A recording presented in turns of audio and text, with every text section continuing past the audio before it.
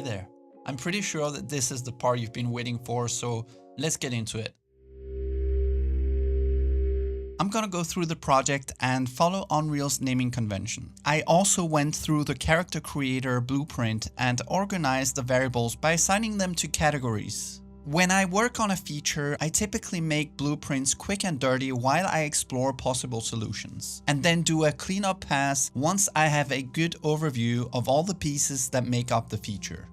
To let the player manipulate the face, we first need to define an area that the mouse can interact with. Let's open our character blueprint and add a box collision. Call it nose selection. Then drag the collision and put it under the face object. In the details panel, go to sockets and click the magnifying glass next to the parent socket. This will give you a list of all the face joints that you can attach this collision to. Since it's going to be the nose selection, parent the collision to a nose joint. Now scale it to roughly match the nose shape. Using box collisions for detecting areas on the face works fine, however a more accurate approach would be to define a list of triangles on the face and check mouse interaction against those triangles. Unfortunately, I haven't found a solution for this yet, so box collision will have to do. Set the nose collision preset to block all dynamic. Let's rename our interact update function to camera rotation update and add a new function called start interact. In this function, add a node called convert mouse location to world space. This will convert the 2D coordinates of the mouse into a 3D location and a direction vector. Assign the player controller to its target.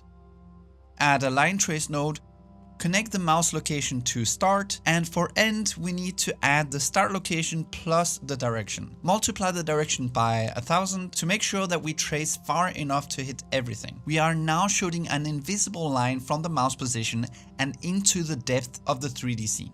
If we now split the output, we can check which object this line is hitting. We also need a stop interact function. Switch to the player controller and delete these two nodes.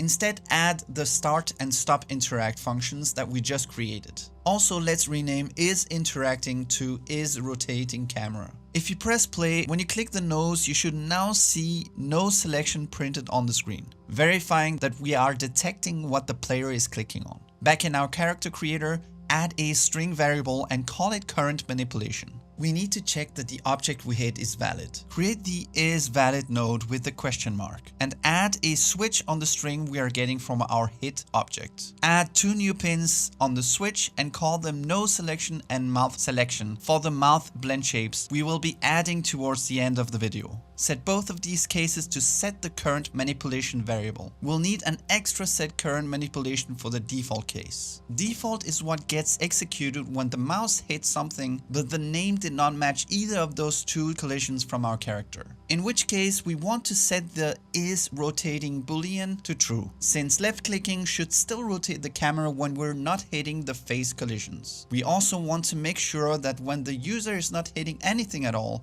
as in the void of the scene, then we should also start rotating the camera. Lastly, we need to set the camera manipulation string when we actually hit a valid face collision. Open the stop interact function and set the is rotating camera boolean to false so that we no longer rotate the camera when the user lets go of the mouse button.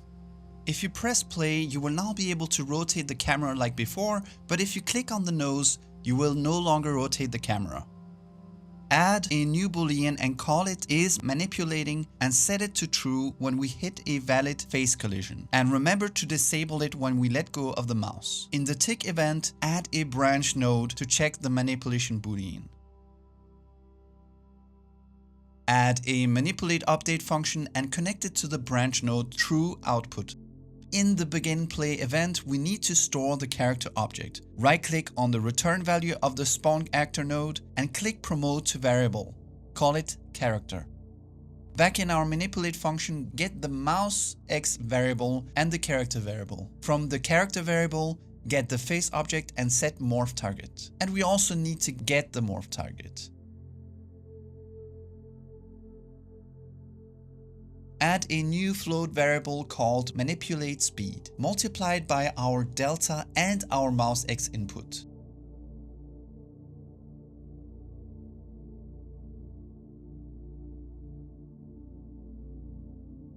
We then combine this value with the existing morph target value. So every frame we are looking at the sideways mouse input, and we use this value to edit the strength of the nose width blend shape. Since moving the mouse left will result in negative values, this will also let the player invert your blend shape and get a thinner nose. Add a sequence node and duplicate all the nodes we just created. Then simply update the morph target's name to height. And swap mouse X with mouse Y. Since making the nose longer requires a downward motion with the mouse, our mouse Y will be a negative value to reach our desired shape. Therefore, I'm also going to invert mouse Y with a -1 multiply node. It's starting to look like something. The depth blend shape is going to need a bit of light trigonometry, which is not as scary as it sounds, I promise. In the start interact function, get the camera variable and get the camera's forward vector. Add a dot product node from the return value, and let's convert the dot value to degrees using the a cos d node. Let's check if the angle is larger than 40 degrees. Make sure to connect all this after we set the manipulating boolean to true, so this sequence is executed every time we click on a valid face collision. Now get the character's right direction, invert it and connect it to the second input of the dot node. Add a new boolean and call it is manipulating depth. Set it to true when our angle is above 40 degrees and false when it is equal or below. This code is checking the angle between the camera and the character, so we can figure out if the user is attempting to manipulate the depth blend shape instead of the width blend shape. Add a new branch in the manipulate function and check the is manipulating depth boolean. Duplicate all the width nodes and reconnect the first sequence to the new branch node. The width nodes need to be executed when the user is not manipulating depth. Update the nodes so that they edit the depth morph target. Let's reuse our calculation of mouse X input and delete the excess nodes. We can now edit width, height and depth. But there is one issue we need to address. If we look at the character from the left, the depth manipulation is now inverted. So we need to know which side the user is editing the depth blend shape, so we can invert the mouse input value when looking from the left. Let's add some more code after we set is manipulating depth to true. If we do a dot between the camera forward vector and the character forward vector, we should then get a value between 1 and -1. Where positive numbers means the camera is to the right of the character and a negative number means the camera is to the left. Check if this value is below 0, add a new boolean called is manipulating depth from right and connect it directly to the less than node.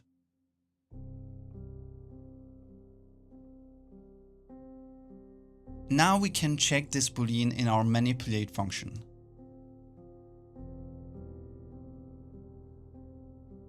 Make a copy of the depth set morph target node and connect a new subtract node instead of a plus node. And we actually need to cross these, so we subtract the mouse input when manipulating from the right and we add the input from the left.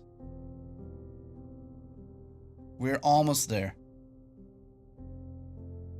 Let's add some limits to those blend shape values. Just like we did on the camera, add a clamp node before we set each of the morph targets from -0.5 to 1.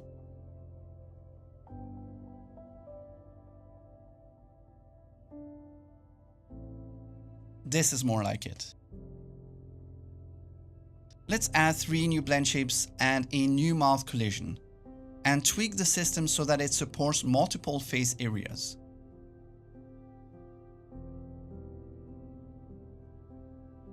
Open the manipulate function and get the current manipulation string. Drag out the append node and let's begin our string with a prefix that all our blend shapes have. Then the current manipulation string and then the axis name, which in this case is depth. Then apply this string to the morph target name. We then copy this for width and height.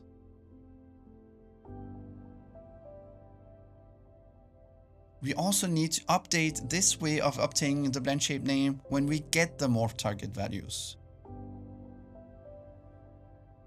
Since the current manipulation variable is the name of our collision, we also need to rename these collisions to simply nose and mouth, and also update the switch case names in the start interact function.